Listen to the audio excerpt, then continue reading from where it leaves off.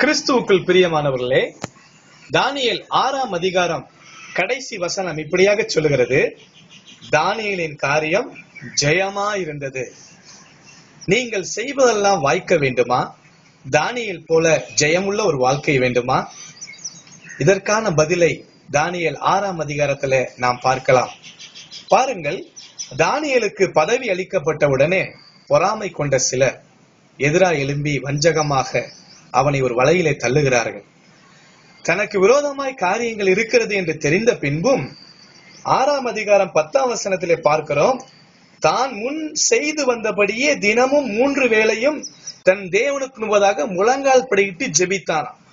ஏதோ பிரச்சனை வந்தவுடனே புதிதாய் ஜெபித்தவன் தானியேல் அல்ல, தான் முன் செய்து வந்தபடியே ஒரு பிரேயர் லைஃப்ல டிசிப்ளின் இருந்தது. பாருங்க, அவன் எப்பொழுதும் ஜெபிக்கிறவனாய் காணப்பட்டான்.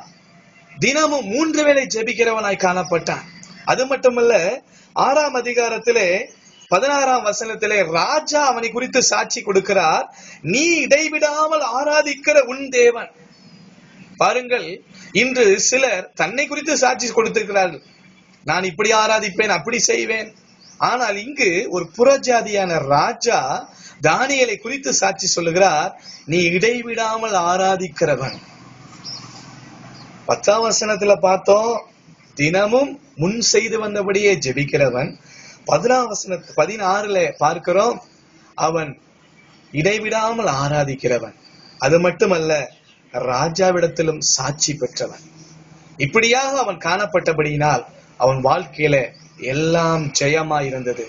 இதை கேட்டுக்கொண்டிருக்கிற அன்பான சகோதர சகோதரிகளே, நம்முடைய ஜெப வாழ்க்கை எப்படி இருக்கிறது சற்று சிந்தித்து பார்ப்போம். காலையில ஒரு ஜெபம், இரவு படுக்கும் போது ஒரு ஜெபம் என்று சொல்லி ஒரு கம்ப்யூட்டரைஸ்ட் வாழ்க்கை வாழ்ந்து கொண்டிருக்கிறோமா? அல்லது நேரம் எடுத்து ஆண்டவருக்காக நேரத்தை ஒதுக்கி தேவனோடு நம்முடைய ஜெப உறவை பலமாய் வைத்திருக்கிறோமா?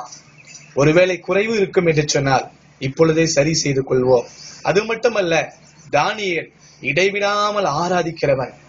நிறைய பேரு சந்தோஷமா இருக்கும் போது ஆராதிப்பாங்க, ஆனா பிரச்சனை வந்தன சோர்ந்து போயிருவாங்க.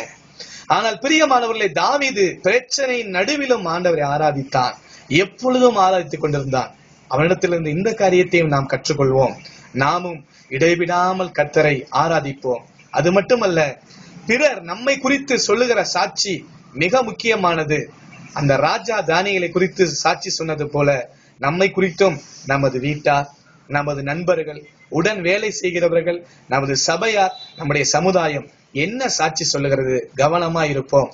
நிச்சயம் தானியேலின் வாழ்க்கையை ஜெயமாய் நடத்தி கொடுத்த தேவன் நம்முடைய வாழ்க்கையும் ஜெயமாய் நடத்துவார்.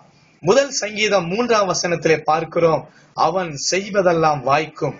எவன் இரவும் பகலும் கர்த்தருடைய வேதத்தில் தியானமாயிருந்து அதன்படியே நடக்கிற அவன் செய்வதெல்லாம் வாய்க்குமா? ஆம், கர்த்தருடைய கற்பனைகளை எப்பொழுதும் தியானித்து இதை செய்யலாமா வேண்டாமா என்று யோசித்து வாழ்க்கையில செயல்படுவோம். கர்த்தர் நம்மை தானியேலை போல ஆசீர்வதித்து வெற்றியை அருளுவார். ஆமென்.